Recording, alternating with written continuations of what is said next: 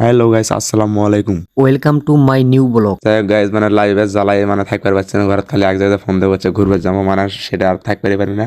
যাই বলতে যাই করছে যে আমার দিকে না ক্যামেরা কর, আমি না টাটা দেই। টাটা পরে দাও, আগে রাস্তা থেকে গাড়ি টানো। সেই কথা শুনে গাড়ি টান দিছে জোরে, মেলা হয়েছে নাকি শুরু। মেলা যখন শুরু হয়েছে সেই কথা শুনছিস যখন, তাহলে টাকা পকটা থুস জিলাপি কিন্তু খামো। এ আস্তে কথা কো, এত জোরে কথা করছেন দেখছেন রাস্তার মধ্যে জ্যাম, মোটরসাইকেলটা ভালো করে চলবার দাও তো আগে। যাই হোক, জাম দেখা বাদ দাও, পাশা আমরা আছে চিংড়ি দেখার জন্য, তুমি চুপ করে গাড়ি টানো। চুপ করে থাকলে হওয়ালায় মেলার তো আমার ক্লিয়ার নাই, কারণ আমার কাছে টাকা নাই। তুই টাকা নাই, তুই গে মেলাতে তুই যাই গাড়িতে নামে দাও। এই একজন নামে দেবে চাচ্ছিস, মেলার ঘাটা ওই দেখছে। এ জিল্লু জিল্লু বাদ দাও, সামনের দিকে তাকাও।